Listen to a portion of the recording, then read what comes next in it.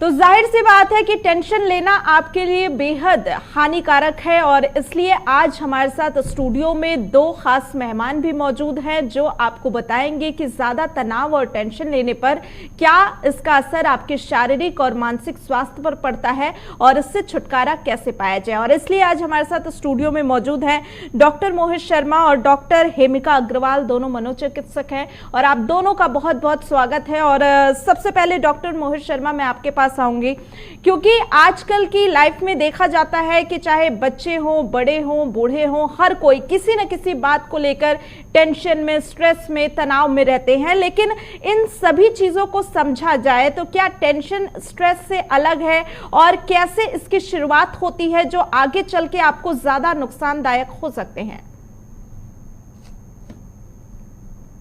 नमस्कार जी, thank you. आपने इस बहुत इम्पोर्टेंट टॉपिक को अपनी अपने शो में जगह दी।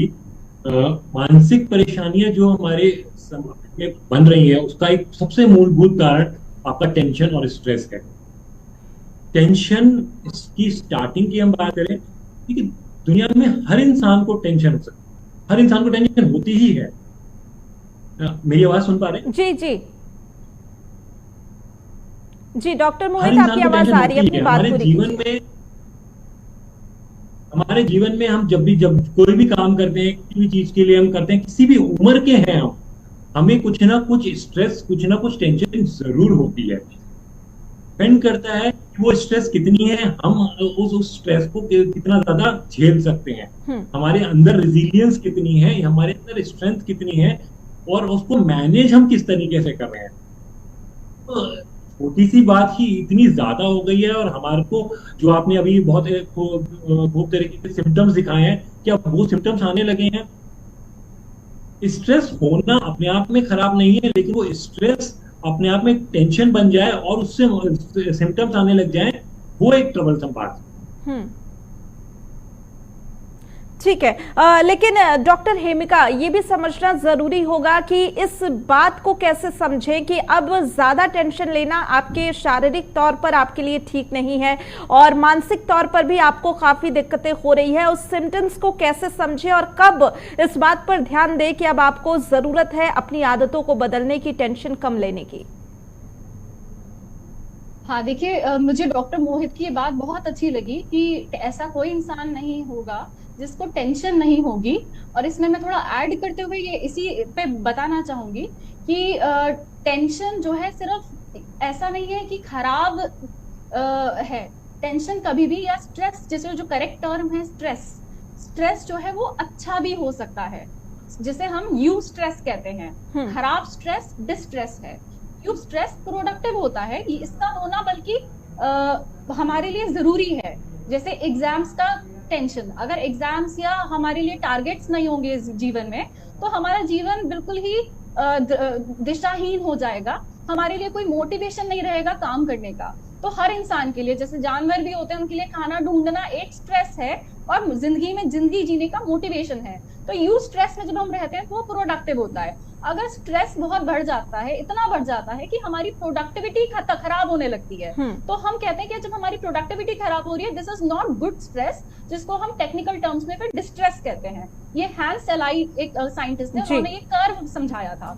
तो हमें ये जानना बहुत जरूरी है, stress is not just always present. Stress can be in fact very good, but हम कब पहचाने, जैसे मैंने आपको कहा, प्रोडक्टिविटी डाउन जा रही है या हम कहीं अपनी लाइफ में इंटीग्रेटेड नहीं है, हमारा डिसफंक्शन आ रहा है, यानी कि कहीं हमारे काम में, सोशल काम में या पढ़ाई के काम में या जो प्रोफेशनल काम है उसमें कहीं रोड़ा आ रहा है।